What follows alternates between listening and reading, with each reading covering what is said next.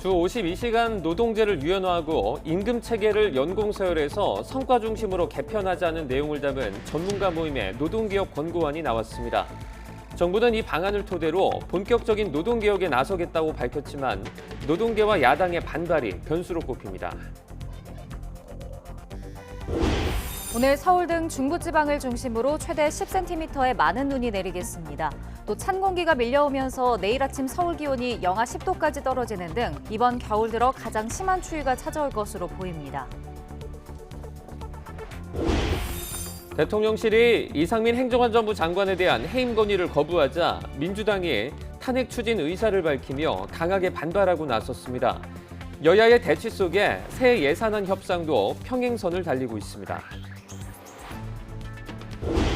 미국의 1년 뒤 기대 인플레이션율이 5.2%로 한 달 전 조사 때보다 0.7%포인트 하락하면서 지난해 8월 이후 최저치를 기록했습니다. 물가 정점론에 힘이 실리면서 내년 말이면 물가가 상당히 잡힐 거란 전망도 잇따라 나오고 있습니다. 서울 등 조정 지역에서 종합부동산세 중과세율이 적용되는 다주택자 기준이 3주택으로 높아집니다. 기본 공제 금액도 6억 원에서 9억 원으로 상향 조정될 것으로 보입니다. 김광동 신임 진실화훼위원장이 과거 논문을 통해 5.18 민주화 운동 당시 헬기 사격은 명백한 허위이고 북한 개입 가능성이 있다는 주장을 한 것으로 드러났습니다. 부적절한 역사 인식이라는 지적이 나오고 있습니다. 인천 지역의 상급 종합병원이 소아청소년과 입원 진료를 잠정 중단했습니다. 전공의 부족 사태가 소아의료 현장 공백으로 이어졌습니다. 국제사회의 거센 비판에도 이란 정부가 반정부 시위대에 대한 사형을 또 집행했습니다. 유럽연합 EU는 이란에 대한 추가 제재를 단행했습니다. 시청자 여러분 안녕하십니까? 12월 13일 화요일 굿모닝 YTN 2부 시작합니다. 주 52시간제 유연화와 호봉제 축소를 주요 내용으로 한 전문가들의 노동시장 개혁안이 나왔습니다. 정부는 이를 바탕으로 조만간 입법화에 나설 계획이지만 노동계와 야당의 거센 반발은 변수입니다. 보도에 최명신 기자입니다. 미래노동시장 연구의 권고안에는 먼저 획일적인 주 52시간제를 유연하게 바꾸는 방안이 담겼습니다. 연장 근로시간 관리 단위를 노사협의를 거쳐 현행 주 단위를 비롯해 월이나 분기, 반기, 연 단위 등 필요에 따라 선택할 수 있도록 했습니다. 이 경우 자칫 장시간 근무가 이어질 수도 있는 점을 고려해 11시간 연속 휴식을 의무화했습니다. 또 근로자가 일하는 날과 출퇴근 시간을 자유롭게 결정할 수 있도록 선택적 근로시간제 정상기간을 모든 업종에서 3개월 이내로 확대하도록 했습니다. 근로시간 저축 계좌제를 도입해 연장 근로시간을 저축했다가 휴가로 사용할 수 있도록 하는 방안도 제시했습니다. 노사의 자율적 선택권 확대를 통해서 일의 효율성을 높이고 충분한 휴식을 누리도록 함으로써 근로시간의 총량을 줄이는 자유롭고 건강한 노동의 선순환을 지향합니다. 연구에는 호봉제를 직무 성과급제로 바꾸는 임금체계 개편도 권고했습니다. 매년 임금이 오르는 호봉제 임금체계에선 중고령층과 청년 고용이 양립하기 어렵고 남녀 간 임금 격차를 초래한다고 지적했습니다. 임금체계가 없거나 설계 여력이 없는 중소기업들을 대상으로 직무 숙련 등이 반영될 수 있도록 임금체계 구축 지원 사업을 확충할 것을 권고합니다.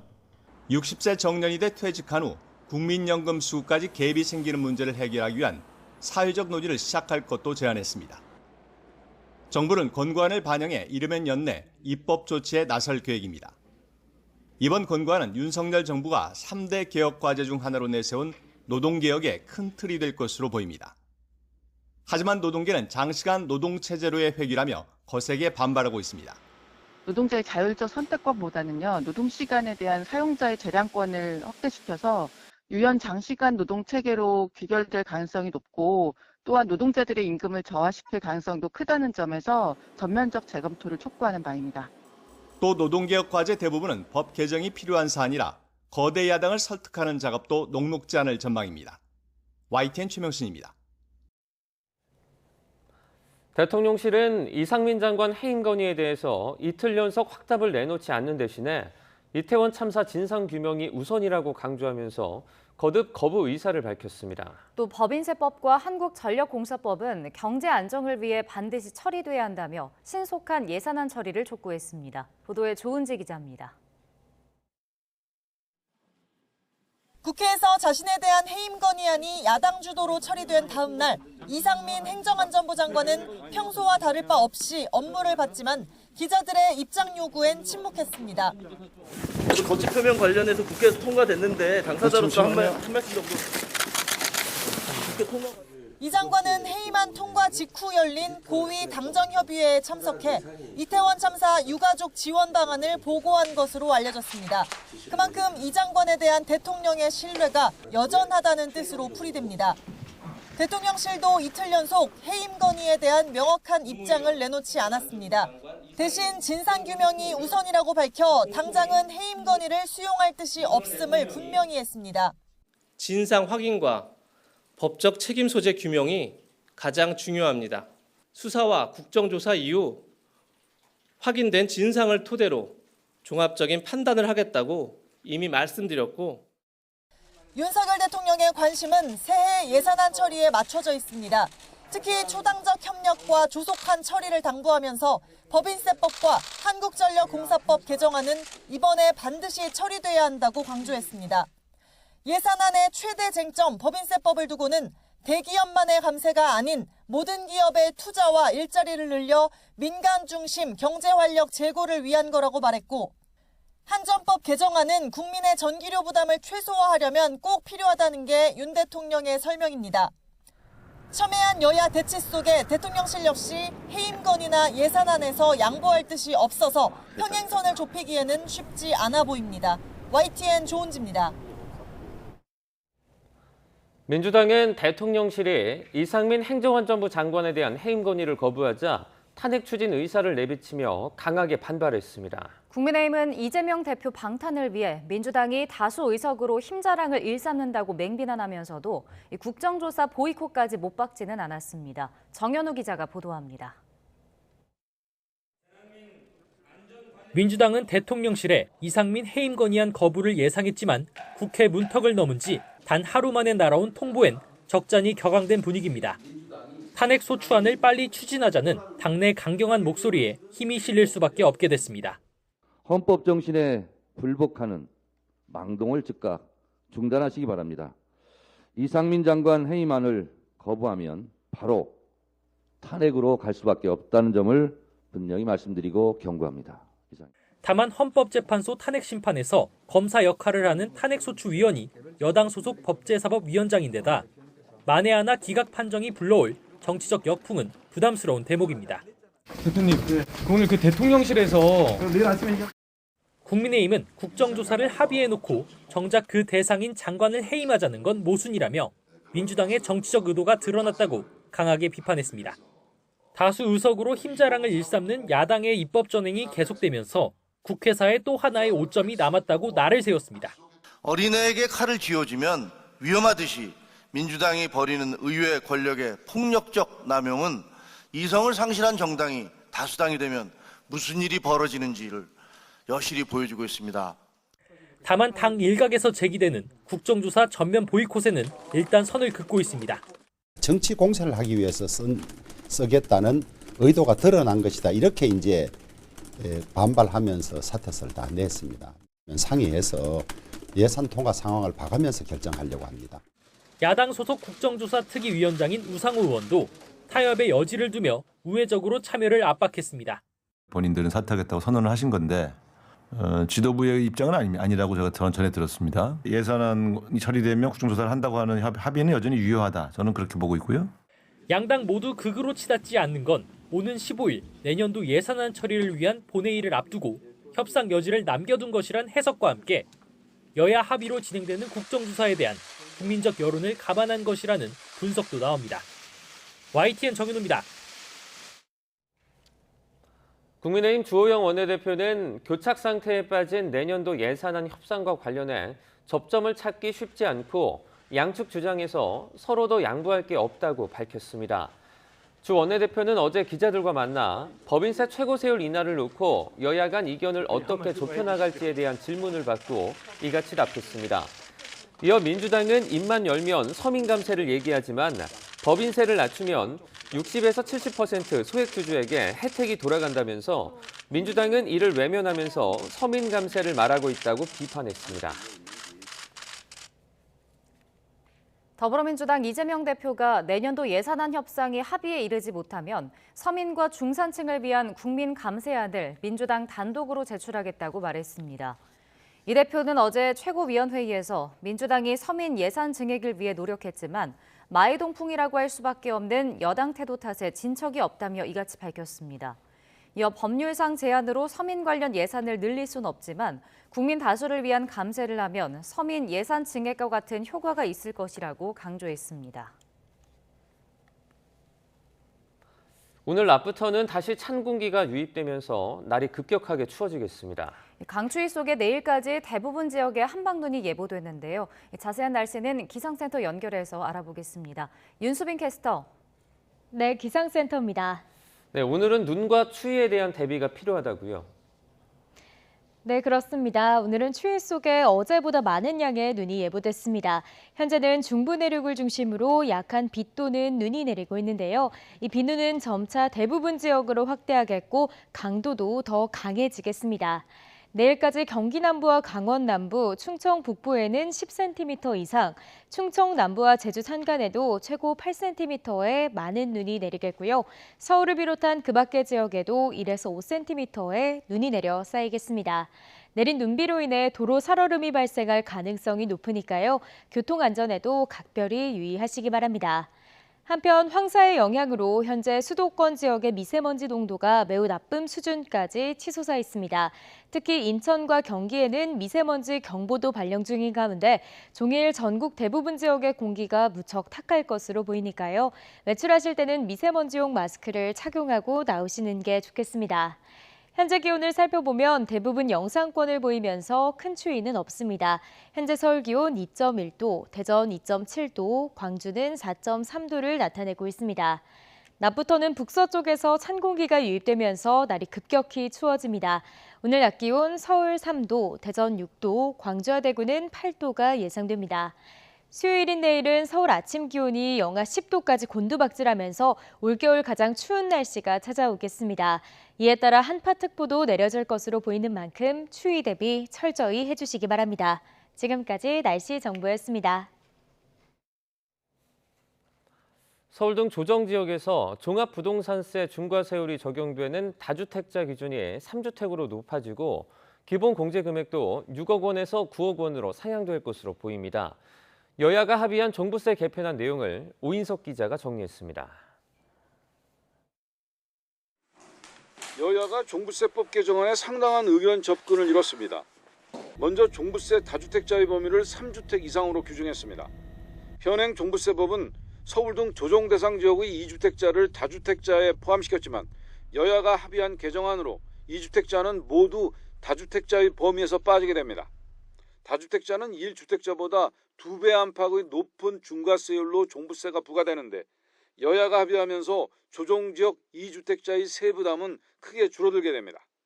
기본공제도 6억에서 9억으로 인상하고 1세대 1주택자는 11억에서 12억으로 올리기로 했습니다. 부부 공동명의자는 기본공제가 18억 원으로 뜁니다. 1가구 1주택 기준은 11억을 12억으로 또 저가 다주택자는 6억에서 9억으로 옮기는 그런 것에 합의했습니다.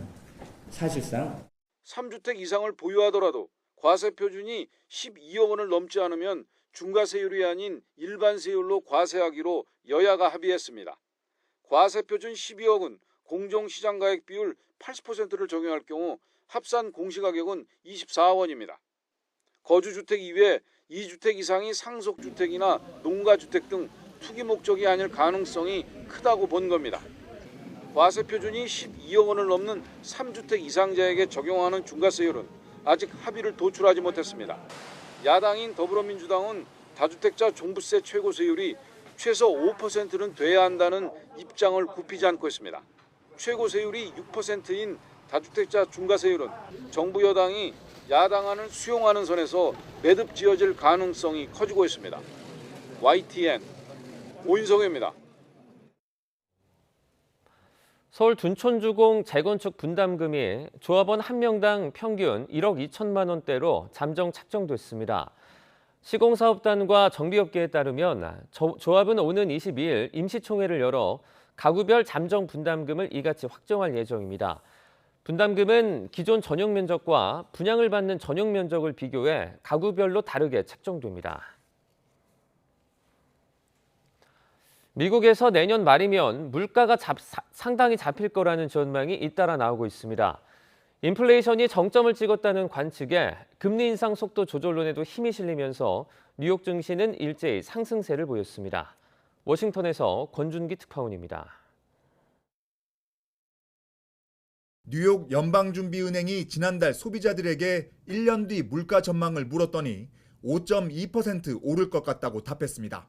10월에는 5.9%였는데 0.7%포인트 떨어졌습니다. 지난해 8월 이후 15개월 만에 기대 인플레이션율이 최저치를 기록한 겁니다. 특히 소비자들은 휘발유가 4.7%, 식료품은 8.3% 오를 것으로 예상해 전달보다 각각 0.6%포인트와 0.8%포인트 낮아졌습니다. 미국 재무장관도 소비자들의 기대와 같은 전망을 내놨습니다. 내년 말이면 물가가 상당히 안정될 거라며 경기 침체를 피하면서도 인플레이션을 잡을 수 있다고 자신감을 내비쳤습니다.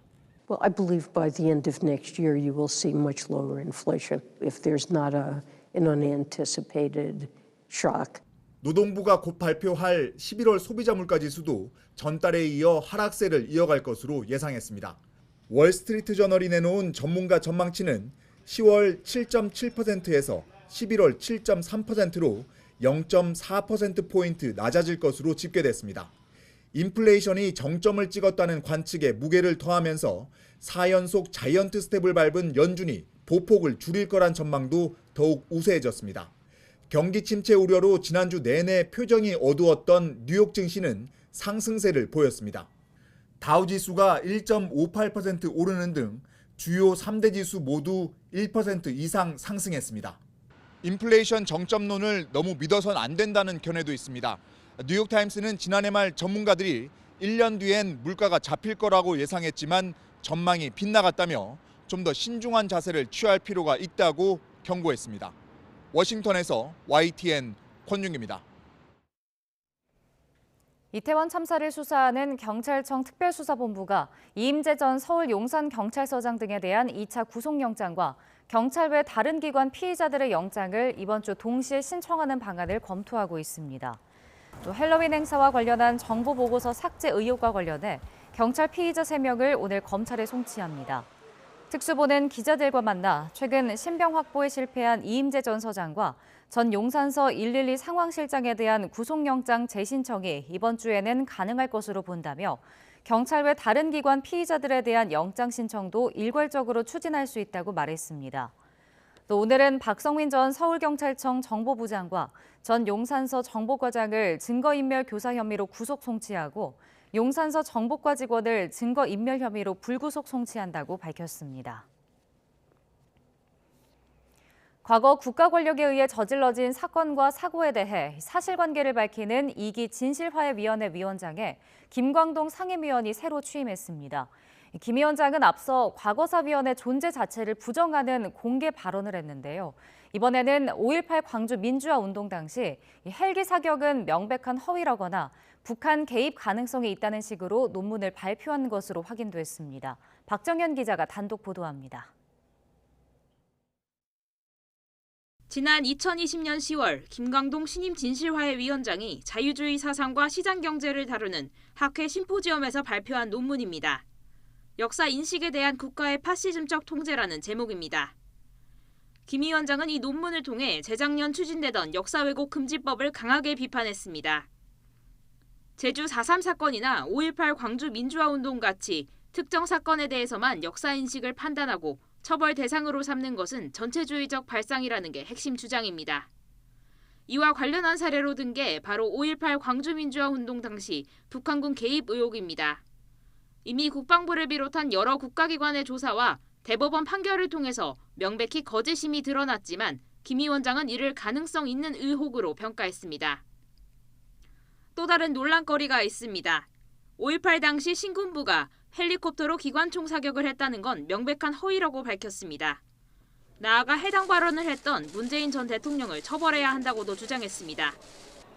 헬기 사격을 부인했던 전두환 씨가 생전에 사자 명예훼손으로 유죄를 선고받으면서 법원이 헬기 사격이 있었다는 사실을 인정했지만 김 위원장은 뜻을 굽히지 않았습니다.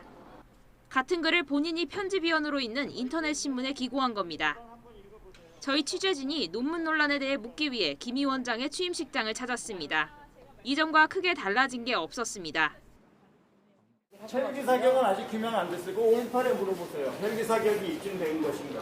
5.18의 헬기 사격이 5.18 위원회에서 규명됐는가 확인해 보시죠. 앞서 김 위원장은 제주 4.3 사건에 대해서도 폭동, 반미투쟁이라고 부른 사실이 확인됐고 YTN을 통해 아예 과거사의 존재 자체를 부정하는 발언까지 보도되기도 했습니다. 김 위원장은 취임 첫날 보도자료를 통해 화해 대한민국을 만드는 방향에서 진상규명을 다하고 단 하나의 진실 왜곡도 발생하지 않도록 충실히 임하겠다고 밝혔습니다. YTN 박정현입니다. 5.18 단체들이 김광동 진실 화해를 위한 과거사 정리위원회 위원장 취임은 역사의 진실에 역행하는 조치라고 비판했습니다. 5.18 기념재단과 유족회 등은 성명을 내고 김광동 위원장이 과거 5.18 당시 헬기 사격을 허위라고 주장한 데 대해 이미 2017년 국립과학수사연구원 조사와 판결 등을 통해 헬기 사격은 사실로 드러났다고 반박했습니다. 이어 진실화해위는 과거 국가폭력의 진실을 밝히고자 설립된 기관이라며 김 위원장을 임명한 건 5.18 정신을 통한 국민 통합 가능성을 스스로 파기하는 것이고 역사에 역행하는 조치라고 지적했습니다.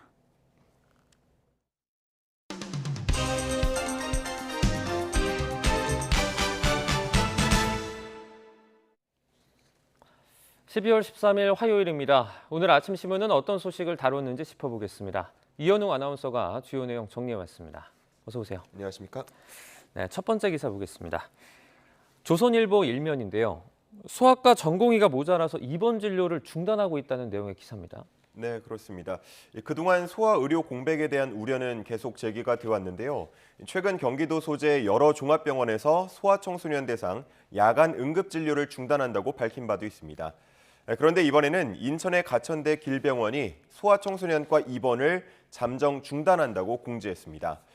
의료진이 부족하기 때문에 어쩔 수 없는 결정을 내렸다는 건데요. 소아청소년과는 5년 사이 의대 전공 과정 중 지원자가 가장 많이 준 것으로 나타났고요. 현재 각 병원에서 채용 모집을 하더라도 정원을 채우지 못하는 경우가 많다고 합니다. 이렇게 소아청소년과를 기피하는 이유에 대해서는 저출산과 코로나, 또 낮은 수가의 영향이 있다고 보고요. 의료사고 책임 부담 등도 함께 꼽히고 있었습니다. 신생아 수가 점차 줄어드는데 코로나로 인해서 진료도 급감했다고 하고요. 소아청소년과 수가가 선진국과 비교해서 3분의 1 수준이란 점 등이 종합적으로 영향을 미치고 있다고 했습니다. 다시 말해서 일은 2배 힘든데 대우는 가장 낮고 위험은 2배 이상이라는 겁니다. 그러면서 관계자는 아이들의 진료와 치료가 제대로 이루어지지 않는다면 누가 아이를 더 낳으려 하겠느냐고 말하기도 했습니다. 네, 듣고 보니까 상황이 심각하네요. 대책이 좀 필요할 것 같습니다. 다음 기사입니다. 제목을 이제 보면요. 해열제와 항생제가 품귀 현상이 발생하면서 전 세계가 떨고 있다는 내용의 기사입니다. 단순히 겨울이라서 발생한 상황은 아닌 것 같아요. 네, 그렇습니다. 서울신문에 실린 기사인데요. 이 기사 중앙에는 각 나라별 의약품 현황이 나와 있는데 대체로 보면 해열제와 항생제가 부족한 현상이 나타나고 있었습니다. 유럽과 미국을 중심으로는 코로나19와 함께 독감, 또 RSV라고 불리는 호흡기 세포융합 바이러스가 동시에 확산하는 트리플 데믹의 여파라고 했고요. 한 미국 언론 인터뷰를 보면 딸에게 줄 약을 구하려고 약국 18곳을 돌았지만 허탕만 쳤다라고 말한 사람도 있었습니다. 그리고 프랑스와 영국 보건당국은 올겨울 내내 항생제 부족 사태가 이어질 걸로 보고 처방 자제를 권고하거나 항생제 공급량을 제한하기도 했습니다. 한편 중국은 그동안의 제로 코로나 정책을 포기하고 위드 코로나로 전환하려는 모습을 보이고 있는데요. 그러다 보니까 중국 주민들 사이에서는 해열제 사재기를 하는 경우도 나타나고 있었습니다. 전 세계 의약품 원료 공급처라고 여겨지는 중국이 자국 내 수요도 맞추기 버거워지면서 이 여파는 주변으로 계속 퍼지고 있고요. 더 장기화할 것으로 보입니다. 현재 국내 감기약 수급은 안정적이라고 평가가 되고 있는데요.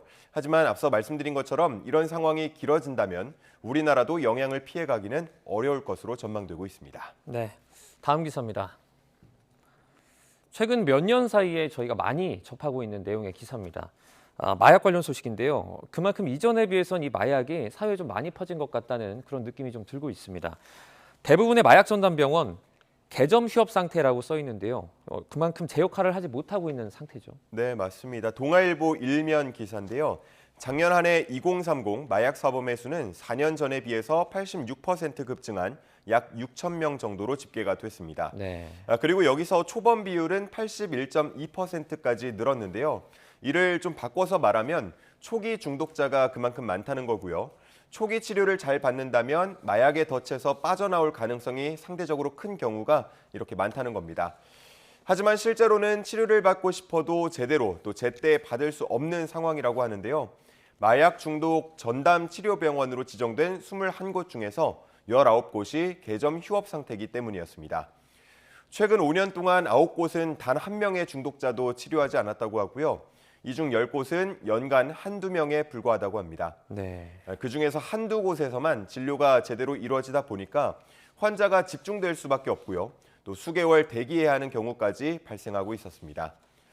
기사에서는 이 문제의 이유로 크게 두 가지를 들고 있었는데요.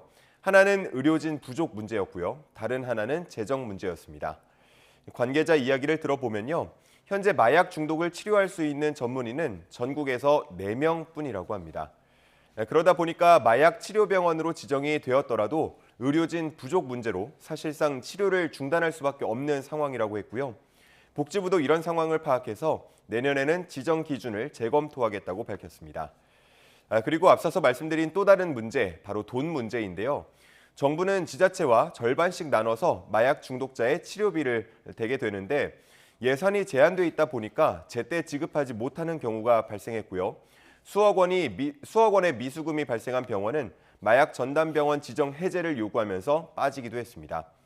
한 관계자는 지금이라도 인력과 시설 등에 대한 인프라 확충이 필요하다고 말하고 있었습니다. 네, 다음 기사입니다. 전국 관련 내용인데요. 최근 정치권에서 언급이 되고 있는 그러니까 차기 당권주자 신경전의 근본적인 이유는 이제 총선 공천권이라고 할 수 있을 것 같습니다.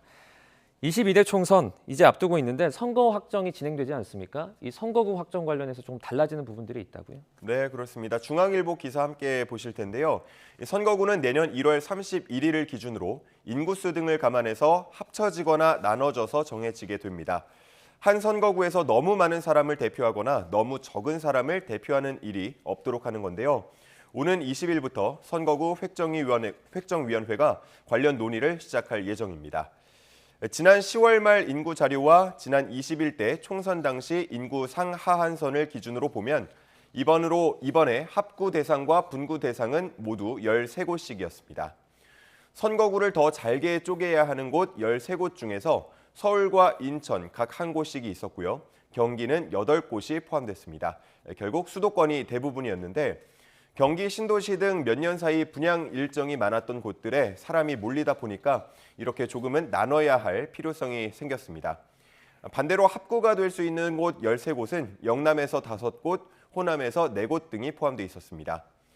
인구 상하한선 등이 달라질 수 있기 때문에 실제 획정 때와는 좀 차이가 있을 수 있겠는데요. 본래 선거구 획정 시한은 본투표 1년 전인 내년 4월 10일까지지만 지난 여러 번의 총선에서 늘 시한을 넘긴 지각 획정이 반복됐기 때문에 이번에도 언제 최종 획정될지는 조금 더 지켜봐야 할 것 같습니다. 네, 다음 기사는 물가 관련 내용입니다. 최근에는 정말 장보기가 무서운 요즘인데요. 최근에 우유 가격이 인상하면서 관련 품목들이 이제 가격이 올라가는 밀크플레이션 우려도 커지고 있죠. 맞습니다. 한겨레 신문 기사에 실린 사진에는 우유 코너에서 장을 보는 모습이 이렇게 나와 있고요. 네. 그 아래에는 안 오른 게 없네라는 작은 제목이 붙어 있었습니다. 그렇지 않아도 오르고 있던 우유와 유제품 가격, 최근 원유값 협상이 끝나고 흰 우유 가격이 일제히 6에서 9% 정도 오르면서 밀크플레이션이 본격화하는 모습을 보이고 있습니다. 자영업자들의 말을 들어보면요. 이달 들어서 우유는 리터당 200원에서 400원, 또 생크림은 500g당 500원 정도 올랐다고 합니다. 일반 가정의 소비자들도 걱정이겠지만 이렇게 카페나 베이커리를 운영하는 업주들의 고통이 상당히 심각하다고 하는데요. 창고형 매장이나 온라인 몰을 이용하려고 해도 비싼 건 마찬가지라고 하고요. 조금이라도 값이 싼 제품을 사용하려고 하면 손님들이 바로 알아챈다고 합니다. 게다가 연말 대목까지 맞물려 있어서 지금은 가격 협상은 생각할 수조차 없고 그저 필요한 만큼 구해주기만 한다면 이렇게 그만해도 다행이다라고 여기는 상황이라고 합니다. 결국 이런 자영업자들의 고통 증가는 음료나 빵 등 가격 인상으로 이어질 수밖에 없겠는데요. 몇 년간 가격을 올리지 않던 일부 프랜차이즈들마저도 이번에는 가격 인상을 예고하고 있습니다. 이러한 여파는 내년에 더 본격화되어서 체감상 더 크게 다가올 수 있다고 전망하고 있었습니다. 네, 마지막 기사 보겠습니다. 미국이 이제 핵융합 발전을 통해서 처음으로 에너지 생산에 성공했다라는 소식인데요. 무제한 에너지라는 이 표현이 눈에 좀 띄네요. 어떤 기사죠? 맞습니다. 동아일보에 실린 기사인데요. 우리가 그동안 원자력 발전소를 가동해온 건 핵 분열 반응을 이용한 겁니다. 그런데 태양이 에너지를 만드는 원리인 핵융합을 인공적으로 구현하는데 미국 연구팀이 최근 성공했다고 합니다. 2.1메가줄의 에너지를 들여서 2.5메가줄의 에너지를 생산한 건데요. 즉 0.4메가줄의 순에너지를 얻어낸 겁니다. 이렇게 핵융합 발전을 이용하게 되면 핵 폐기물이나 탄소 배출이 거의 없다고 하고요. 방사능 유출 위험도 낮출 수 있다고 합니다. 그래서 꿈의 에너지 혹은 차세대 친환경 에너지라고 불리는데요. 이번 실험이 지속 가능한 친환경 에너지 생산에 초석을 놓았다는 평가를 받는 것도 바로 그 때문입니다. 기존의 핵융합 발전소가 상용화되려면 수십 년이 더 걸릴 것이라는 전망이 나왔었는데요. 시기가 앞당겨질 수 있다는 기대가 나오고 있고요. 또 석탄과 가스에 대한 의존도 그만큼 더 빨리 벗어날 수 있을 거라는 전망이 나오고 있습니다. 우리나라는 아직 관련 실험에서 전력 생산까지 이어질 수 있는 순에너지를 얻지 못하고 있는데요. 중국을 비롯해서 전 세계 에너지 경쟁이 한층 더 치열해질 것으로 보입니다. 네, 이런 건 이제 영화 속에서만 가능할 줄 알았는데 우리나라도 좀 성과를 기대해 보도록 하겠습니다. 굿모닝 브리핑 여기까지 듣겠습니다. 고맙습니다. 감사합니다.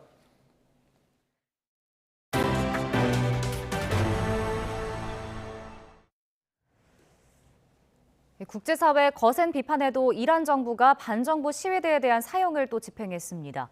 이번엔 도심 거리에서 공개적으로 형을 집행했는데 유럽연합 EU는 인권 침해에 연루된 이란 국영 방송사와 이란인 20명에 대한 추가 제재에 나섰습니다. 보도에 이동헌 기자입니다. 지난달 시위 도중 보안군 2명을 살해한 혐의로 재판에 넘겨진 23살 라흐 나바드가 자신의 행위에 대한 정당성을 주장합니다.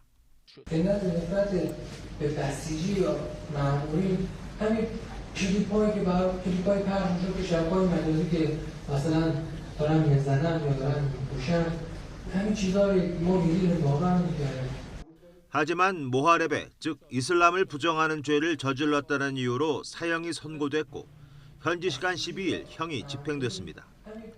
반정부 시위대에 대한 첫 사형 집행이 있은 지 나흘 만으로 이번에는 마슈아드 도심거리에서 공개적으로 집행돼 시신이 크레인에 내걸렸습니다. 앞으로도 시위대 24명에 대한 사형이 예정돼 있다는 현지 보도까지 나오고 있습니다. 국제사회의 강력한 규탄에도 이란 정부가 보란 듯 두 번째 사형 집행을 강행하자 유럽연합 EU는 인권 침해에 연루된 이란 국영 IRIB 방송사를 비롯해 종교 지도자와 군 장성 등 이란인 20명을 추가 제재했습니다. We are targeting those responsible for this continued repression against protesters, and this underlines the support of the European Union to the Iranian people. 이란에선 지난 9월 한 여성이 히잡을 제대로 쓰지 않았다가 체포돼 경찰서에서 의문사한 이후 반정부 시위가 석 달 가까이 이어지고 있습니다. 이란 당국이 유혈 강경 진압으로 맞서면서 지금까지 최소 480여 명이 숨지고 18,000여 명이 구금된 것으로 전해졌습니다. YTN 이동원입니다. 러시아의 가스 공급 중단으로 에너지 위기를 맞은 유럽이 올겨울은 버틸 수 있을 것으로 전망됩니다.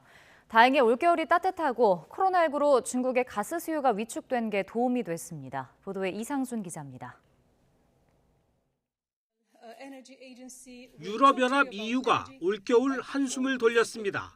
국제에너지기구 IEA는 유럽이 러시아산 천연가스 의존도를 낮추면서도 가스 창고를 채우는 인상적인 진전을 이뤘다고 평가했습니다. This winter, it looks like we are off the hook. We may go through this winter with some economic and social bruises. 27개 EU 회원국은 새 공급처를 개척하고 에너지를 아끼며 필요한 가스를 비축했습니다. 예년과 달리 온화한 겨울과 코로나19로 중국의 가스 수요가 위축된 것도 도움이 됐습니다. 하지만 문제는 내년 이후입니다. IEA는 러시아가 가스 공급을 완전히 중단하고 중국의 LNG 수요가 회복되면 내년에는 천연가스 270억 입방미터가 부족할 수 있다고 경고했습니다. 또 내년 겨울이 올해처럼 따뜻하리란 보장도 없습니다. 이유는 우선 회원국의 공동구매로 역내 가스 수요량의 15%를 확보할 계획입니다. We have to operationalize it now in the joint purchasing mechanism. Every day of delay comes with a price tag. We have discussions with member states, partner countries and their companies that are ongoing. IEA는 이와 함께 EU가 1,000억 유로, 약 138조 원을 투자해 에너지 효율을 높이고 재생에너지 활용을 늘려야 한다고 제언했습니다. IEA는 지난해 EU가 고물가에 허덕이는 소비자를 보호하겠다며 가동한 기금의 3분의 1만 쓰면 부족한 가스 공급량을 보완할 수 있을 것으로 전망하고 있습니다. YTN 이상순입니다. 유럽연합 EU가 우크라이나에 대한 지속적인 군사 지원을 위해 내년도 관련 기금 2조 8천억 원가량을 추가 조성하는 데 합의했습니다. EU 외교장관이사회는 현지 시각 12일 벨기에 브뤼셀에서 회의를 열고 내년 기준 유럽 평화기금의 재정 지출 한도를 20억 유로, 2조 7,600억 원 규모로 확대하는 방안에 합의했다고 밝혔습니다. 중국이 미국의 대중 반도체 수출 통제와 관련해 세계 무역기구 WTO의 분쟁 해결 절차에 소송을 제기했습니다. 중국 상무부는 현지 시각 12일 성명에서 중국의 WTO 제소는 합법적인 방식으로 중국의 우려를 해소하기 위한 것이며 중국의 합법적인 권리와 이익을 보호하는 데 필요한 수단이라고 밝혔습니다. 1988년 영국에서 270명이 숨진 로커비 패남 항공기 테러 사건에 사용된 폭탄을 조립한 혐의로 기소된 리비아인이 미국에 구금 중인 것으로 확인됐습니다. 11일 영국 BBC 등의 보도에 따르면 2년 전 미국 당국으로부터 로커비 테러 혐의로 기소된 리비아인 아부 아길라 마수드가 미국에 구금됐습니다. 미국 법무부는 마수드를 구금하고 있다고 확인했지만 어떤 경로로 신병을 확보했는지는 설명하지 않았습니다.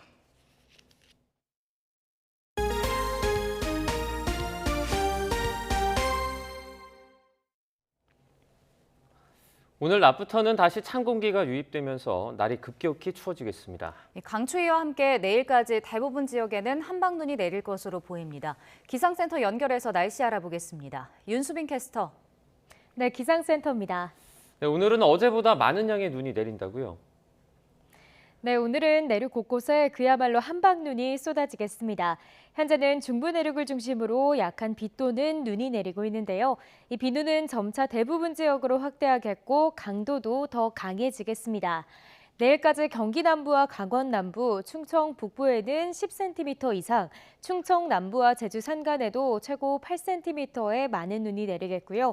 서울을 비롯한 그 밖의 지역에도 1에서 5cm의 눈이 내려 쌓이겠습니다. 내린 눈비로 인해 도로 살얼음이 발생할 가능성이 높으니까요. 교통안전에도 각별히 유의하시기 바랍니다. 한편 황사의 영향으로 현재 수도권과 강원, 충남 지방의 미세먼지 농도가 매우 높게 치솟아 있습니다. 특히 인천과 경기에는 미세먼지 경보도 발령 중인 가운데 종일 전국 대부분 지역의 공기가 무척 탁할 것으로 보이니까요. 외출하실 때는 미세먼지용 마스크를 착용하고 나오시는 게 좋겠습니다. 현재 기온을 살펴보면 대부분 영상권을 보이면서 큰 추위는 없습니다. 현재 서울 기온 2.1도, 대전 2.7도, 광주는 4.3도를 나타내고 있습니다. 낮부터는 북서쪽에서 찬 공기가 유입되면서 날이 급격히 추워집니다. 오늘 낮 기온 서울 3도, 대전 6도, 광주와 대구는 8도가 예상됩니다. 수요일인 내일은 서울 아침 기온이 영하 10도까지 곤두박질하면서 올겨울 가장 추운 날씨가 찾아오겠습니다. 이에 따라 한파특보도 내려질 것으로 보이는 만큼 추위 대비 철저히 해주시기 바랍니다.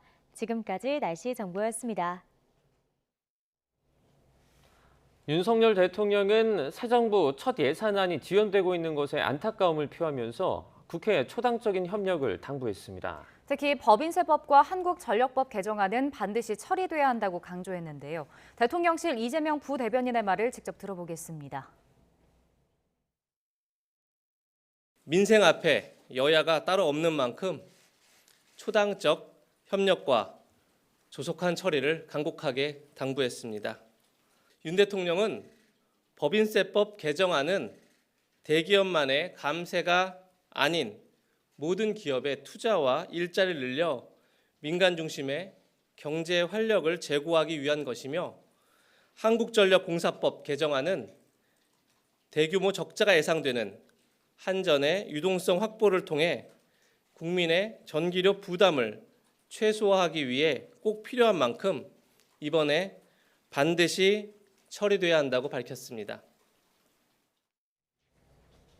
지난 2014년 국회 선진화법 시행 이후 역대 최장 지강예산 5명을 쓰고 있는 여야는 여전히 입장차를 좁히지 못하고 있습니다. 핵심은 예산안과 함께 처리해야 하는 보수법안, 그중에서도 법인세 인하 문제인데 전 현 정부의 경제 철학까지 맞물려 양보 없는 기싸움이 펼쳐지고 있습니다. 황윤태 기자가 보도합니다. 김진표 국회의장이 정한 2차 데드라인을 불과 사흘 앞둔 시점에도 여야의 협상은 제자리 걸음이었습니다. 예산안 부수 법안인 법인세 인하 문제가 뜨거운 감자였습니다. 기업의 경쟁력 강화하면 그게 누구한테 이익으로 돌아가요? 주주들한테 이익 돌아가는 거고 종업원들한테 이익 돌아가는 거고 그게 왜 초부자 감세입니까? 3천억 이상의 영업이익을 내는 경우에 내는 세금을 깎아주자. 왜 그래야 됩니까? 특히 국민의힘은 김 의장이 제안한 2년 유예까지는 몰라도 현행 25%인 최고세율을 22%로 내리는 인하 폭까지는 양보할 수 없다고 못 박았습니다. 소수의 대기업의 혜택을 몰아준다는 민주당의 주장도 사실이 아니라고 반박했습니다. 국민 상당수가 주식에 투자하는 만큼 경제 전체에 긍정적 영향을 끼칠 거라고 강조했습니다. 법인세 낮추면 60-70%의 이 소액 주주들에게 혜택이 돌아가는데 그것은 외면하면서 서민감세 하는 것이 좀 받아들이지 않습니다. 민주당은 발끈했습니다. 100여 개 남짓한 초대기업에 대한 감세만 포기하면 예산안 협상에 물꼬를 틀 수 있는데 여당이 고집을 부리고 있다고 꼬집었습니다. 그러면서 사정이 더 어려운 중소, 중견기업의 법인세율부터 우선 낮추자며 역제한 카드를 내놨습니다. 과세 표준이 2억 원부터 5억 원까지인 기업 5만 4천여 개의 법인세율을 10%대로 대폭 내리자는 겁니다. 5만 4천여 개 중소 중견 기업들을 혜택 받도록 하자는 민주당의 요청에는 눈과 귀를 막고 있습니다. 윤석열 정권은 오직 극소수 특권 세력만을 위한 정부입니까? 양측의 입장이 첨예한 상황에서 대통령실까지 논쟁에 가세하면서 법인세 인하는 경제 철학의 문제로 확전되는 모습입니다. 여야 모두 퇴로 없는 싸움이 불가피하다는 얘긴데 오는 15일 예산안 합의 처리도 쉽지 않을 거라는 우려가 나오는 이유입니다. YTN 황윤태입니다. 여야가 내년도 정부 예산안을 두고 오는 15일까지 이견을 좁히지 못하면 정부 예산안 원안과 민주당이 단독으로 수정한 예산안이 국회 본회의 표결에 붙여질 수 있습니다. 이럴 경우 민주당 수정안이 국회를 통과할 가능성이 큰데 전례가 없던 일이라 여야를 막론하고 정치적 부담이 큰 게 사실입니다. 보도에 김경수 기자입니다. 한덕수 국무총리가 더불어민주당 이재명 대표를 만나기 위해 국회를 찾았습니다. 내년도 정부 예산안과 법안 처리 협조를 구하러 온 거지만 서로 입장 차이만 확인했습니다. 우리 예산을 원활하게 타결하는 것이 좋겠다 하는 말씀을 이재명 대표님께 간곡히 말씀드리고 싶습니다. 수용할 수 없는 국민적 눈높이에 맞는 그리고 꼭 해야 될 일, 또는 절대 해서는 안 될 일들에 대해서는 저희가 양보하기가 참 어렵다라는 말씀을 드립니다. 여야 협상도 좀처럼 앞으로 나아가지 못하고 있습니다. 2014년 이후 최장기간 예산안 지각 처리라는 기록을 매 순간 갈아치우는 동안 김진표 국회의장이 다시 정한 협상 시한도 점점 다가오고 있습니다. 15일까지도 합의가 안 이뤄지면 정부가 짠 예산안 원안과 민주당이 정부 원안보다 2조 원 정도 감액한 수정 예산안이 함께 본회의 표결에 붙여질 것으로 보입니다. 12월 15일까지 여야가 합의되지 않으면 저희가 검토한 안을 예산안 부수법안을 처리할 때 수정안 제출을 통해서 처리를 하겠다는 게 저희 당의 방침입니다. 민주당이 과반 의석을 가진 만큼 큰 이변이 없는 한 정부 원안 대신 민주당의 단독 수정안 통과가 유력합니다.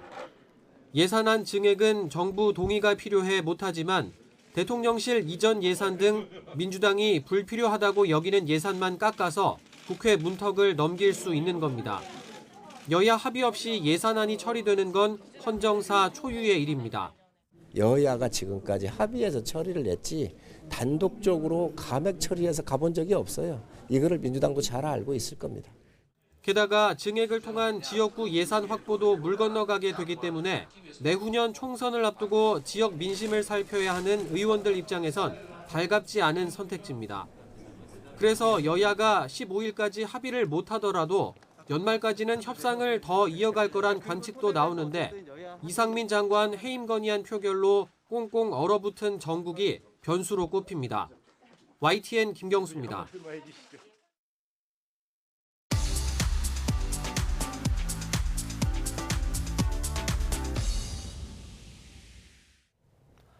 경제 소식을 빠르게 알려드립니다. 오늘 굿모닝 경제는 권혁준 경제평론가와 함께하겠습니다. 어서 오십시오. 어서 오세요. 네, 안녕하십니까. 네, 이번 주 목요일입니다. 연준의 기준금리 결정을 앞두고 미국 물가가 정점을 찍었다 이런 관측이 나왔습니다. 소비자 기대 인플레이션이 1년 3개월 만에 최저치로 떨어졌다고요. 네, 그렇습니다. 1년간의 이제 기대 인플레이션이 뭐냐라고 본다 그러면 네. 미국 소비자들이 봤을 때 1년 동안에 물가 지수가 어떻게 움직일 것인가 이렇게 피부로 느끼는 이제는 소비자 물가 지수다라고 보시면 되겠는데 사실 10월에 봤을 때보다 그러니까 11월 달에 이제 기대 인플레이션이 10월 달보다 0.7% 포인트 정도 하락을 했거든요. 그래서 한 5.2%가 나와줬는데 사실 뭐 긍정적이죠. 사실 기대 인플레이션이 좀 낮아지고 있다라는 거는 그만큼 미국 소비자들이 봤을 때 물가가 이제 정점 찍고 내려올 수도 있다라는 이제 시그널을 보여주기 때문에 긍정적이다 보시면 되겠고 이게 지난해 한 8월 이후 그러니까 1년 3개월 뭐 개월수로 본다 그러면 15개월 만에 이제 최저치로 떨어졌습니다. 그러다 보니까 물가 고점에 대한 얘기가 이제 나올 수밖에 없는 것이겠죠. 그런 이유를 본다 그러면 일단 뭐 휘발유, 식료품 기대 물가가 이제 둔화된 부분이 있었는데 사실 그 전에 앞서서 사실 옐런 재무장관이 이런 얘기를 했었어요. 뭐냐면 예상치 못한 충격이 없다면 내년 뭐 연말까지 인플레이션이 훨씬 낮아질 것이다. 이런 얘기도 했을 정도로 사실 인플레이션에 대한 고점에 대한 논의가 사실 이루어지고 있다라고 이제 보시면 되겠고. 네. 일단은 이렇게 기대 인플레이션이 좀 낮았던 이유를 꼽는다 그러면 이제 휘발유, 뭐 식료품 기대 물가가 좀 둔화된 부분이 있었습니다.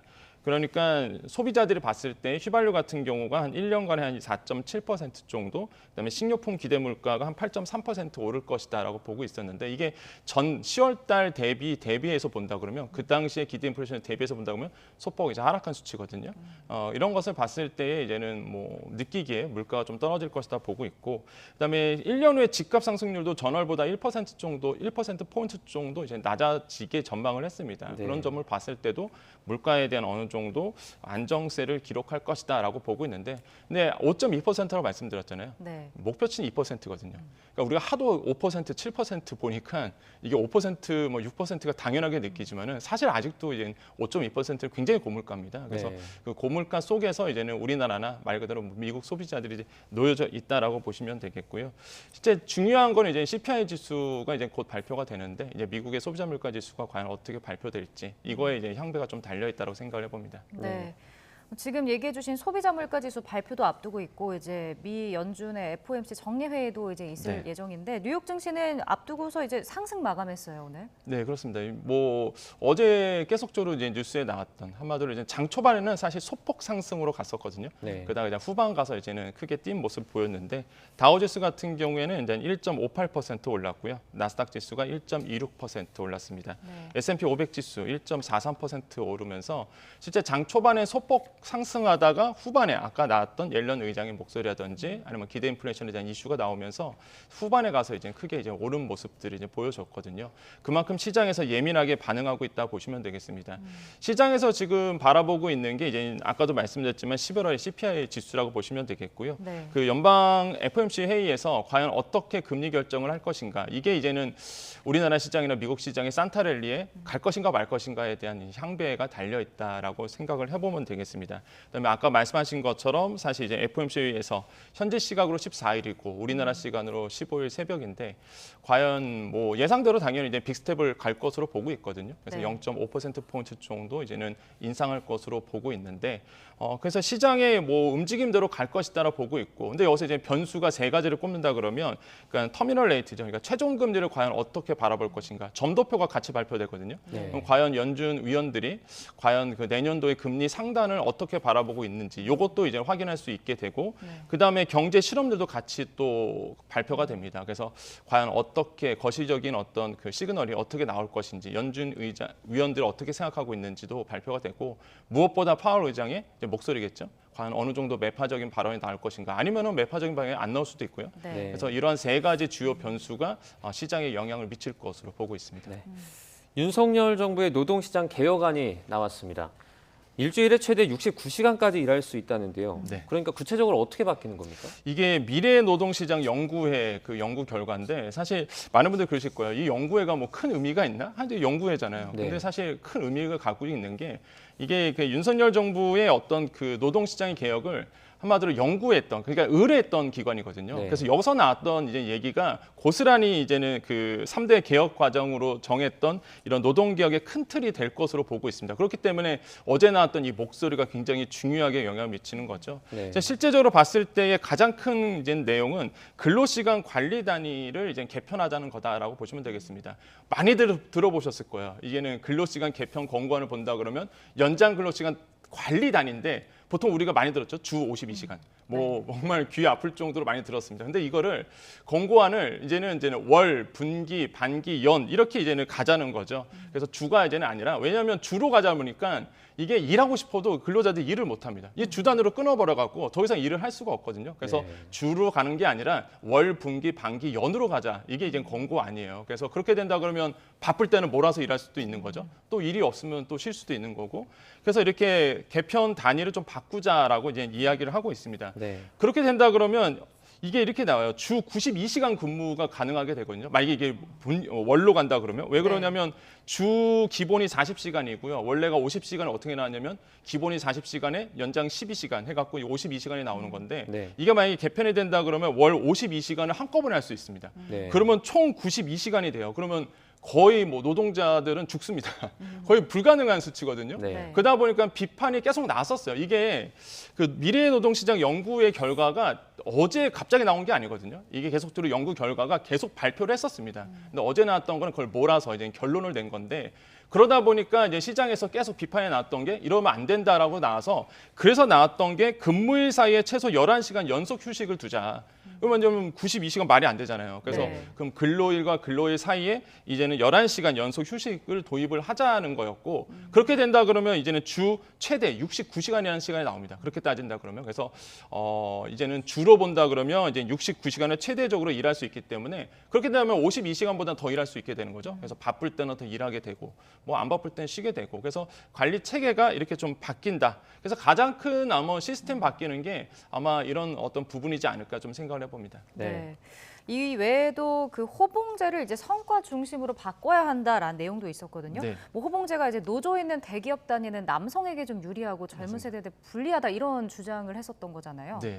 굉장히 저는 이게 합리적이라고 보여집니다. 정말로 왜 그러냐면 이제 성과제로 바뀌자라는 게 이제 핵심 내용이거든요. 그래 봤을 때 사실 만약에 호봉제로 간다 그러면 호봉제가 뭐냐면 저도 이제는 회사 다닐 때 당연히 이제 호봉제였죠. 왜냐면 그러니까 연 바뀔 때마다 사실 직급이 올라가고 그다음에 이제는 연봉이 이제 협상을 통해서 계속적으로 올라가게 되는 부분이 있습니다. 그래서 네. 호봉제가 아무래도 있었는데 그렇게 된다 그러면 신규 채용을 조금 가로막습니다. 왜냐하면 계속적으로 나이가 들수록 더 많은 임금을 줘야 되거든요. 네. 그럼 기업 입장에서는 당연히 신규 채용을 좀 줄일 수밖에 없는 구조적인 문제가 생기겠죠. 네. 그래서 만약에 호봉제가 계속적으로 유지된다 그러면 아무래도 이런 문제가 좀 생길 수밖에 없고 그래서 신규 채용을 제약할 수밖에 없고 또한 가장 큰 문제가 지금 고령화 사회인데 이제 회사 입장에서 본다 그러면 사실 나이 든 임원진들 뭐 그 이하의 어떤 임직원들 나이 드신 분들에 대한 호봉제로 간다 그러면 부담스럽죠. 계속적으로 월급을 올려줘야 되니까.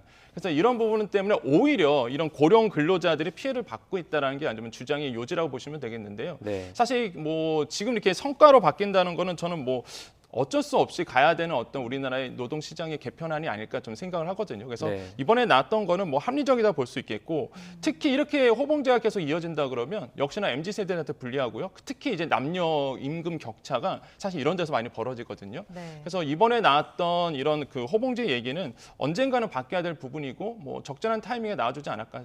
나아졌다라고 생각을 해봅니다. 네, 이게 이제 호봉제에서 성과 중심으로 바뀌더라도 네. 예컨대 그 아래쪽에 미니멈 그러니까 최소한의 정도 이런 건 정해져 있는 거죠. 아, 그럼요. 당연히 정해져 있고요. 뭐 우리가 뭐 성과로 바뀐다, 성과급제로 바뀐다 그래서 기본적으로 우리가 노동시장에 갖고 왔던 월급 체계가 이렇게 변한 건 아닙니다. 네. 다만 이제는 좀 어려워하는 게 바로 이제는 그 중소기업의 임금 체계 설계거든요. 네. 사실 중소기업의 임금 체계 설계가 잡혀지지가 않습니다. 이제 주먹구구시로 좀 움직이다 보니까 네. 이번에 연구에서 나왔던 연구 결과 중에서 주목해야 할 것이 그럼 대기업들은 이렇게 시스템이 잘 돼 있고 이게 성과급제로 바뀐다 그러더라도 어느 정도의 준비가 돼 있는 상황이라 본다 그러면 중소기업들은 전혀 준비가 안 돼 있거든요. 임금 체계가 없습니다. 네. 그래서 이번에 나왔던 얘기가 중소기업의 임금 체계 시스템도 정부가 좀 챙겨줘야 된다는 얘기가 나왔거든요. 그래서 이런 부분이 아마 굉장히 합리적인 어떤 도출안이 아닐까 좀 생각을 해봅니다. 네. 종부세 이야기도 좀 해보겠습니다. 여야가 종부세 개편안에 잠정 합의를 했는데요.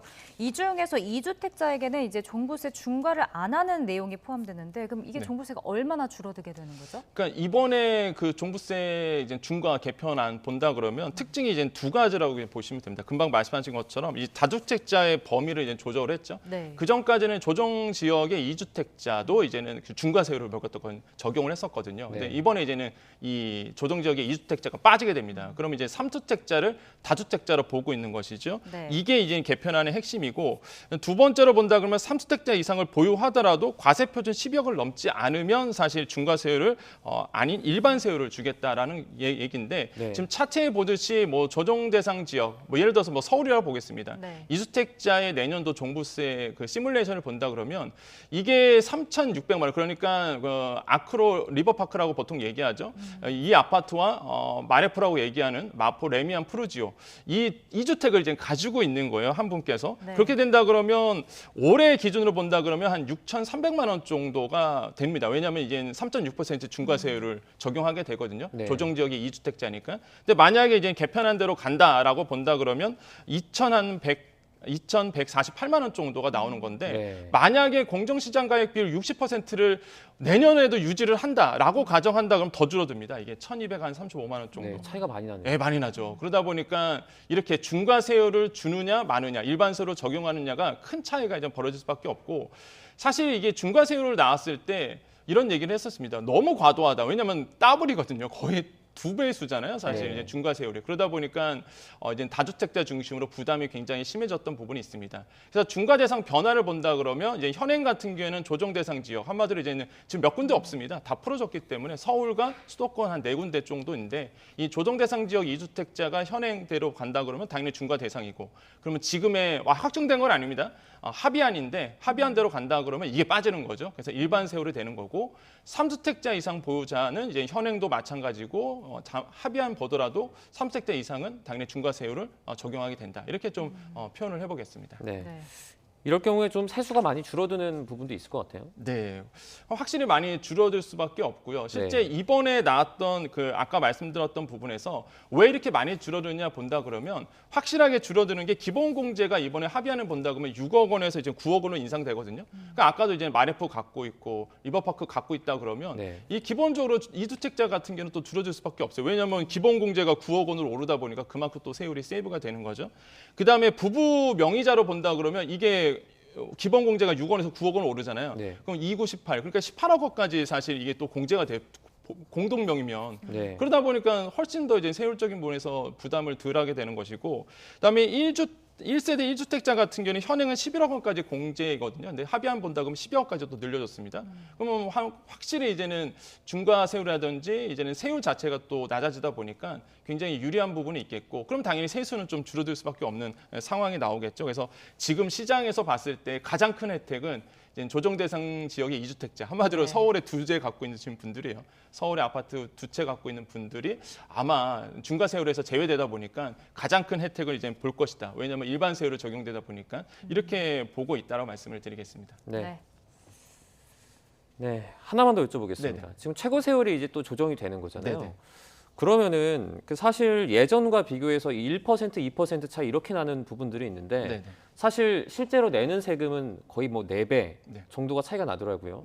이렇게 좀 많이 달라지면 부동산 대책 세우는데 좀 어려움도 있지 않습니까? 근데 시장에서 지금 가장 바라봤던 게 사실 우리나라의 지금 종부세의 부가세율 자체가 사실 너무 과도했다는 부분이 있었습니다. 그래서 이거를 뭐 시장 일각에서는 일반화, 그러니까 한마디로 현행대로 돌린다, 한마디로 평상시대로 돌린다라는 표현을 쓰고, 어떤 또 일각에서는 이거는 뭐 부자 감세다라는 표현을 하고 있는데 사실 좀 아쉬운 건 있습니다. 이제 거래세를 낮춰야 되는데 오히려 이제 보유세를 좀 낮춰주는 부분이 있거든요. 그러니까 사실 글로벌 지금 스탠다드는 사실 보유세를 더 중과하고 거래세를 낮춰줘서 시장의 거래가 잘 되도록 하는 게 이제 글로벌 스탠다드인데 우리나라의 이제는 종부세 중과세율이 워낙 시장과 역행되었던 부분이다 보니까 이번에 이제는 뭐 여야 합의로 이런 개편안을 나오고 있다고 보시면 되겠고, 그래서 한편으로 시각에서는 거래세 좀 낮춰줘라라고 이제 이야기하고 있습니다. 그래서 뭐 말 그대로 거래세라 본다면 양도세도 사실 부분이라고 보시면 되겠고, 이런 부분에 대해서 어느 정도 시장에서 또 예의가 나와줘야 된다라고 보시면 되겠습니다. 알겠습니다. 오늘 굿모닝 경제는 여기까지 듣겠습니다. 권혁준 경제평론가와 함께했습니다. 고맙습니다. 네, 감사합니다.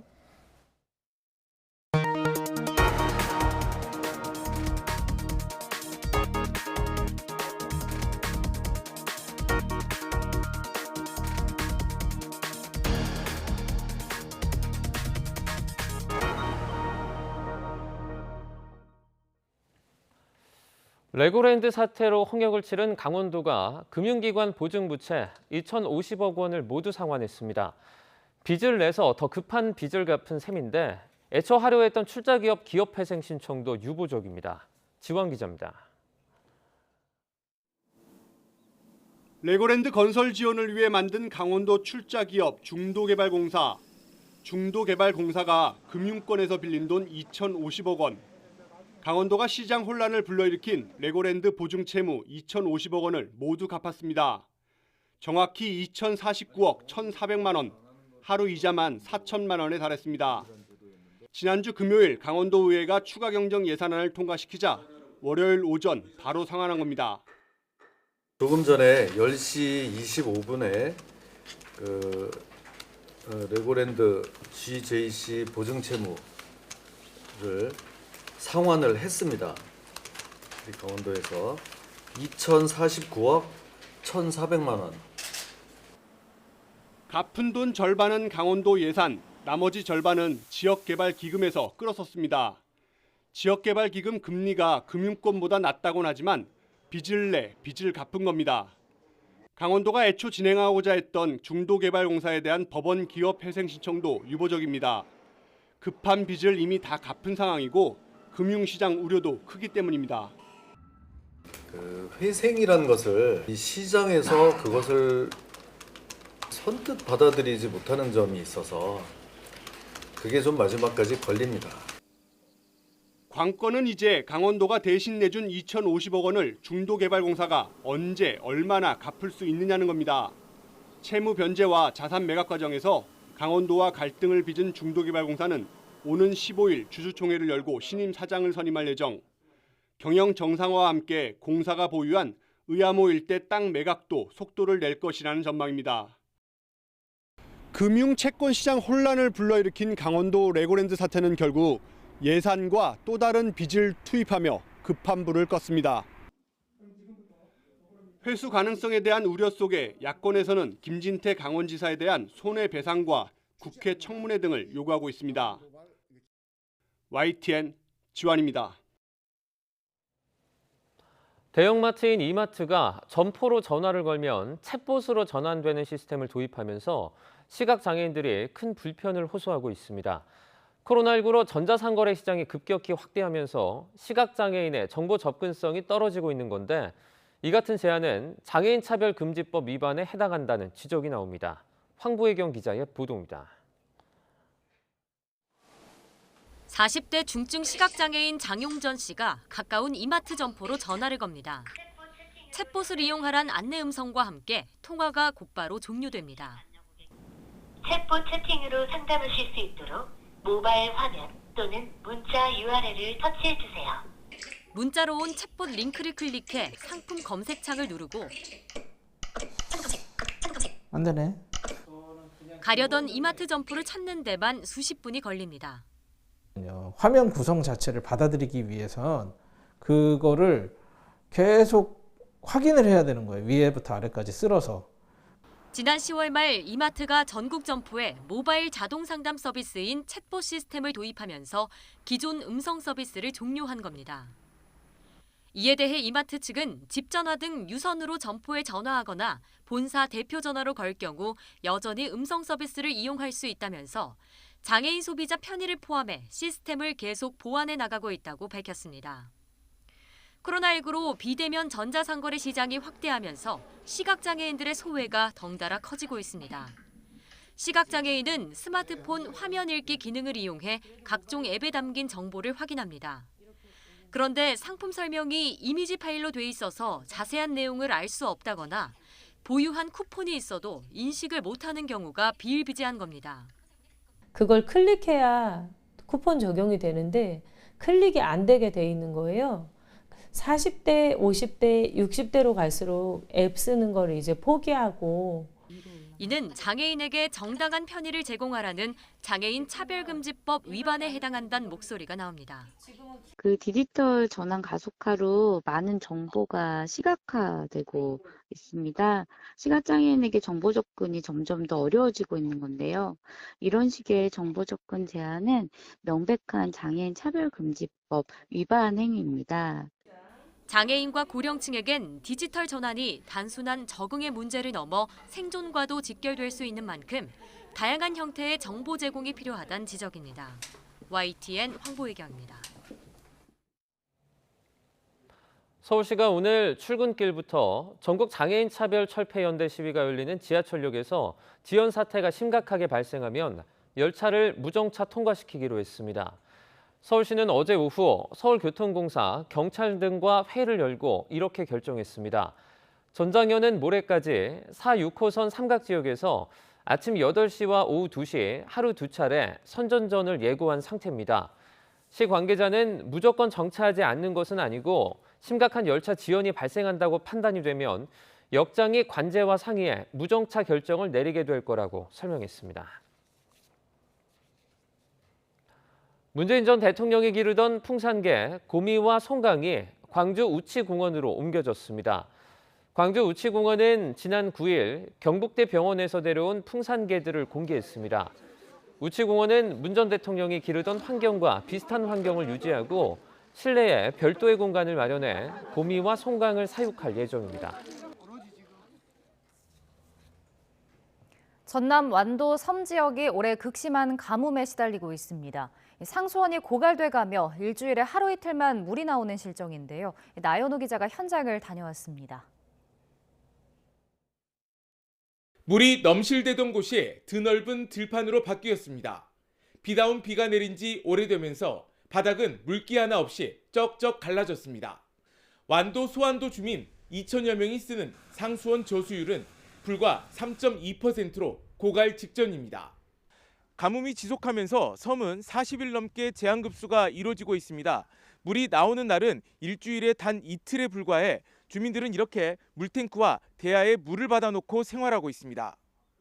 완도 지역의 평년 강수량은 1,400여 밀리미터인데 올해는 절반도 안 됩니다. 특히 지난 9월 태풍 흰남노 이후로는 비다운 비가 내리지 않았습니다. 이러다가 섬의 물이 완전히 말라버리는 건 아닌지 주민의 걱정은 이만저만이 아닙니다. 이런 가뭄은 내가 64살 먹었지만은 여기서 태어나고 여기 자랐어도 이런 경험 처음 봤어요. 이렇게 심하게 가뭄은. 모든 게 다 힘들어요. 뭐 목욕을 제대로 할 수 있나 지금 뭐. 수안도에는 김밥용 김을 생산하는 공장이 19곳 있습니다. 이르면 이달 말부터 본격적인 공장 가동에 들어가는데 지하수까지 다 말라버리면 생산의 차질이 빚어질 수밖에 없습니다. 물 부족이 현상이 계속 이렇게 진행된다면은 일단 공장을 스톱해야 됩니다. 물이 없으면 공장 김을 생산할 수가 없거든요. 그래서 이제 비가 오기만을 기다리고 있는 시점이고요. 매일 급수차 8대가 동원돼 다른 섬에서 가져온 물을 상수원에 채우고 주민에게는 병에 든 물도 공급하고 있지만 날씨가 나빠지면 이마저도 중단되고 맙니다. 올해는 봄 가뭄이 심해 벼 모내기가 늦어진 데 이어 밭작물도 타들어가고 있습니다. 비가 오지 않다 보니까 그대로 이제 마늘 종자 자체가 썩어버리게 돼버린 거죠. 그래서 올해 지금 현재 그 마늘 포전 보면은 한 20% 정도는 그 포전이 비어 있어요. 앞으로 가뭄이 길어지면 여수 국가산업단지 등 공장 가동에 쓸 물 부족도 현실화할 것으로 우려되고 있습니다. YTN 나연호입니다. 최근 중국이 방역 조치를 완화하며 코로나19가 빠르게 확산 중인데요. 이 베이징 한인촌에서만 800명가량이 감염됐다는 추산이 나왔습니다. 가장 큰 문제는 교민들에게 공급할 약이 없다는 건데 한국에서 의약품을 긴급 조달하는 방안이 추진됩니다. 베이징에서 강정규 특파원입니다. 베이징 한인촌에 있는 한 중의학병원. 코로나19 재택치료약품을 포장하는 손이 분주합니다. 해열 진통제, 그다음에 항생제, 소염제, 인후통 소염제 등 이렇게 구성을 하고 있어요. 더 다른 약들이 원래 있었는데 지금 저희 병원에도 약이 좀 재고가 많이 모자른 상태여서 중국판 카카오톡, 위챗을 통해 틈틈이 온라인 진료도 이어갑니다. 먼저 각 가정의 상비약을 증상에 따라 어떻게 복용해야 하는지 안내하고 모자란 약품을 처방해주기도 합니다. 이것도 하나밖에 없어요. 아 그래요? 이것도 처방해드려요? 네네. 아 그러면 잠시만 기다려주세요. 최근 베이징에서 코로나19가 빠르게 확산하면서 교민사회 차원의 자체 의료 대응에 나선 겁니다. 단체 채팅방에 들어와 있는 교민만 1,200여 명. 연일 양성 신고와 도움 요청이 쇄도합니다. 베이징에 있는 교민 15,000여 명 가운데 5% 수준인 800명가량이 확진된 걸로 추정됩니다. 그러나 의료 상담에 나선 한국인 의사는 6명에 불과합니다. 아침부터 밤 11시까지 지금 일을 하고 있긴 한데 일단 저희라도 지금 이렇게 하지 않으면 도민들 사이에 퍼져 있는 이 패닉 상태가 해결이 안 될 것 같고요. 가장 큰 문제는 의약품 품귀 현상. 280명분의 약을 미리 마련해 뒀지만 사흘 만에 바닥났습니다. 베이징의 극심한 사재기 현상 때문에 지방에서 웃돈을 주고 사와야 하는 형편입니다. 이마저도 코로나19 대유행이 길어지면 어떻게 될지 모릅니다. 향후 한 달에서 한 3달까지 저희가 이런 상황이 계속 지속되지 않을까 생각이 듭니다. 외교부 쪽 산하 통해서 저희가 그 행랑 통해서 저희가 받을 수 있으면 제일 좋고. 주중 한국 대사관은 북경 한국인의 중국 한국인 의사회와 머리를 맞대고 우리나라에서 의약품을 긴급 조달해올 방안을 찾고 있습니다. 베이징에서 YTN 강정규입니다. 젤렌스키 우크라이나 대통령이 현지 시각 11일 하루 동안 미국, 프랑스, 튀르키예 대통령과 잇따라 전화 통화를 했습니다. 정의로운 평화 수용 입장을 밝힌 젤렌스키 대통령이 협상 중재를 자임해온 프랑스와 튀르키예 대통령과 연쇄 통화한 것이어서 주목을 받고 있습니다. 보도에 이종수 기자입니다. 젤렌스키 대통령이 국방, 에너지, 경제, 외교에 관해 마크롱 프랑스 대통령과 전화로 대화했다고 공개했습니다. Говорив сьогодні з президентом Макроном. Це була доволі тривала розмова, більше години і дуже змістовна. 마크롱 대통령은 우크라이나 전쟁을 외교로 풀어야 한다며 러시아에도 안보 보장을 해줘야 한다는 협상론을 펴왔습니다. 젤렌스키 대통령은 같은 날 에르도안 튀르키예 대통령과 역시 전화로 곡물 수출에 대해 구체적 대화를 했다고 밝혔습니다. Обговорили можливості по розширенню нашої чорноморського експортного коридору, подякував за підтримку нашої гуманітарної ініціативи Grain from Ukraine. 에르도안 대통령은 푸틴 대통령과 친분이 깊어 러시아와 우크라이나 초기 대화 중재 역할을 했습니다. 우크라이나와 미국 정상 간 대화가 한날 이뤄진 것은 바이든 대통령이 확인했습니다.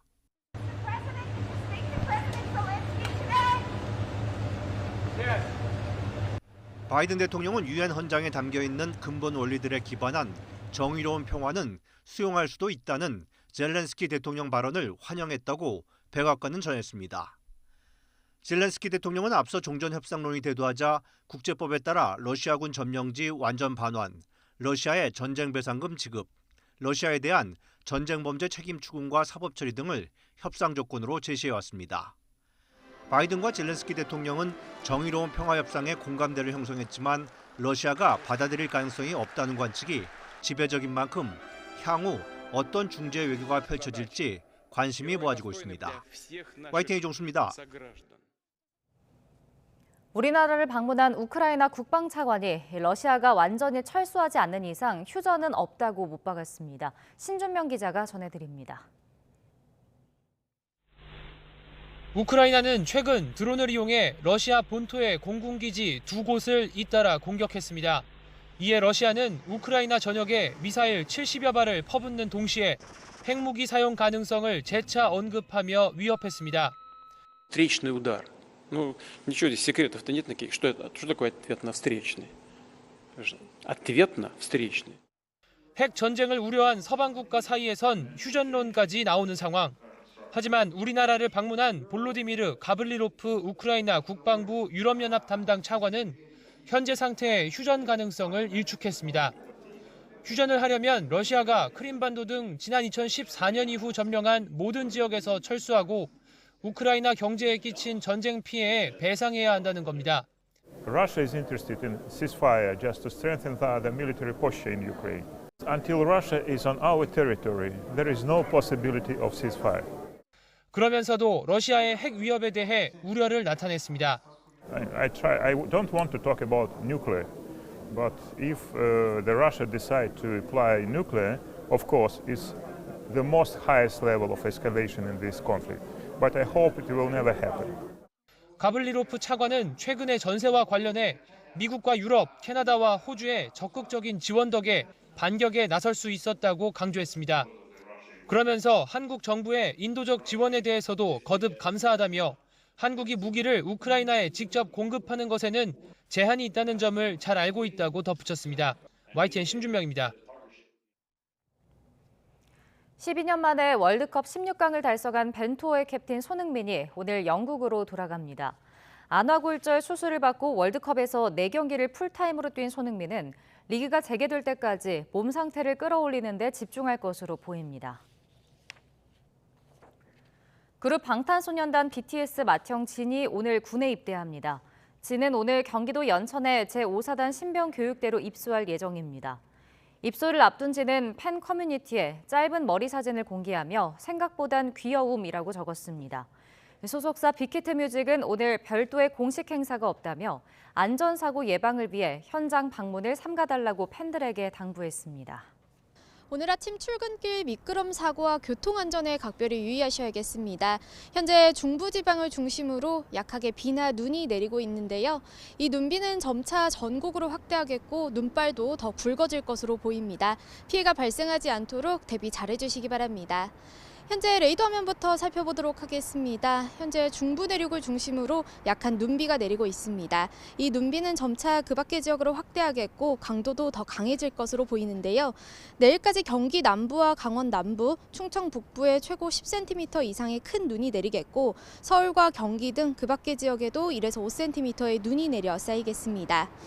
오늘은 대기질도 좋지 않습니다. 현재 황사의 영향으로 수도권과 강원도의 공기가 탁한데요. 특히 강원과 경기, 인천은 미세먼지 특보가 발령 중입니다. 오늘은 전국 대부분 지역에서 미세먼지 농도 매우 나쁨 단계가 예상되니까요. 호흡기 건강 관리에도 신경 써주시기 바랍니다.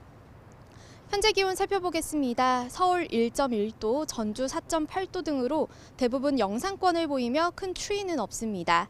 하지만 낮부터는 북서쪽에서 찬 공기가 남하하면서 날이 추워지겠습니다. 서울 3도, 대전 6도, 광주와 대구는 8도가 예상됩니다. 내일은 서울 아침 기온이 영하 10도까지 곤두박질하면서 올겨울 가장 추운 날씨가 찾아오겠고요. 중부지방을 중심으로 한파특보가 내려질 전망입니다. 오늘 강원 산간과 서해안, 제주도를 중심으로 초속 20m 안팎의 강한 바람이 불겠습니다. 오늘 그 밖의 지역에서도 바람이 강하게 불 것으로 보이니까요. 시설물 관리와 안전사고에 각별히 유의하시기 바랍니다. 지금까지 서울 상암동에서 YTN 원희다입니다. 화요일 아침 굿모닝 YTN은 여기까지입니다. 잠시 후 뉴스라이더가 방송됩니다. 시청해주신 여러분 고맙습니다.